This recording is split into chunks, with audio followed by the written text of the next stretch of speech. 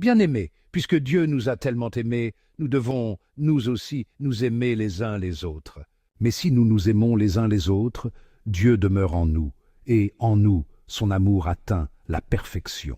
Voici comment nous reconnaissons que nous demeurons en lui et lui en nous. Il nous a donné part à son esprit. Quant à nous, nous avons vu et nous attestons que le Père a envoyé son Fils comme sauveur du monde. Celui qui proclame que Jésus est le Fils de Dieu, Dieu demeure en lui et lui en Dieu. Voici comment l'amour atteint chez nous sa perfection, avoir de l'assurance au jour du jugement. Comme Jésus, en effet, nous ne manquons pas d'assurance en ce monde. Il n'y a pas de crainte dans l'amour. L'amour parfait bannit la crainte, car la crainte implique un châtiment, et celui qui reste dans la crainte n'a pas atteint la perfection de l'amour.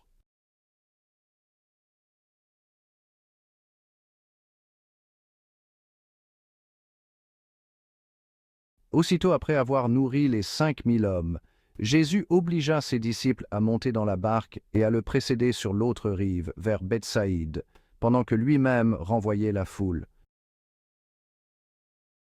Quand il les eut congédiés, il s'en alla sur la montagne pour prier. Le soir venu, la barque était au milieu de la mer et lui tout seul à terre. Voyant qu'ils peinaient à ramer car le vent leur était contraire, il vient à eux vers la fin de la nuit en marchant sur la mer, et il voulait les dépasser. En le voyant marcher sur la mer, les disciples pensèrent que c'était un fantôme, et ils se mirent à pousser des cris.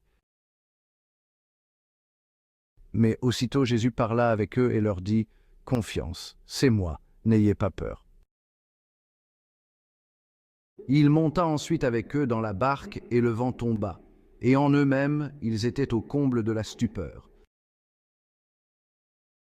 Car ils n'avaient rien compris au sujet des pains, leur cœur était endurci.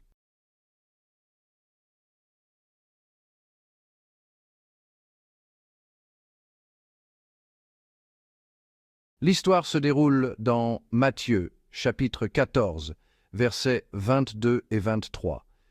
Imaginez la scène. Les disciples sont dans un bateau, luttant contre les vagues sur une mer déchaînée. Jésus les avait envoyés en avant, choisissant de rester derrière, seuls sur la montagne en prière. Alors que le soir descend, les disciples luttent toujours contre le vent et les vagues. Leur voyage est long et leur progression est lente. La peur commence à s'insinuer dans leur cœur à mesure que l'obscurité s'épaissit. Puis, quelque chose de miraculeux se produit. Une silhouette apparaît, marchant sur l'eau vers eux, c'est Jésus. Jésus, dans le calme du soir, cherchait la solitude. Il se retirait souvent pour prier, surtout avant les moments cruciaux de son ministère. Ici, sur la montagne, il se préparait au sacrifice à venir, un fardeau qu'il portait seul. Tout comme Jésus a fait face à un cheminement solitaire vers la croix, nous pouvons aussi traverser des moments de solitude et d'isolement. Le leadership exige souvent des décisions difficiles et des veilles solitaires. Pourtant, c'est dans ces moments de solitude que nous puisons la force dans la prière et trouvons du réconfort dans notre connexion avec Dieu. Même dans nos heures les plus solitaires, nous ne sommes jamais vraiment seuls. La même puissance qui a soutenu Jésus dans sa solitude est à notre disposition. Nous trouvons la force en sachant que Dieu comprend nos fardeaux et marche à nos côtés, même dans les nuits les plus sombres. Jésus a demandé à ses disciples de traverser la mer, sachant qu'ils allaient rencontrer des difficultés.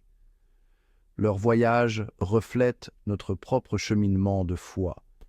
La vie est remplie de tempêtes, de moments de doute et d'épreuves inattendues. Le bateau des disciples, ballotté par les vagues, symbolise l'Église, naviguant sur les flots changeants de l'histoire et de la culture. Nous sommes confrontés à l'opposition, aux tentations et aux incertitudes qui menacent de faire chavirer notre foi. Pourtant, tout comme Jésus a calmé la tempête pour ses disciples, il nous offre la paix au milieu du chaos. Il ne promet pas de nous retirer de la tempête, mais il promet de nous aider à la traverser. Section 4. Les tempêtes intérieures. La quatrième veille de la nuit a une signification particulière. C'est l'heure la plus sombre, juste avant l'aube. Les disciples luttaient contre la tempête depuis des heures, leur force diminuant, leur espoir s'amenuisant. Cette période représente le point le plus bas de notre cheminement de foi, où le doute et le désespoir menacent de nous submerger. C'est dans ces moments, lorsque nous nous sentons le plus seuls et effrayés, que Jésus apparaît. Il vient à nous, marchant sur les vagues mêmes qui menacent de nous engloutir. Son message est simple mais profond. Courage, c'est moi. N'ayez pas peur. Matthieu 14, 27. Les paroles de Jésus nous rappellent que même dans les nuits les plus sombres, l'aube approche. Sa présence apporte l'espoir, nous rappelant qu'il est toujours avec nous, même lorsque nous ne pouvons pas le voir. Section 5. Trouver la paix dans la présence.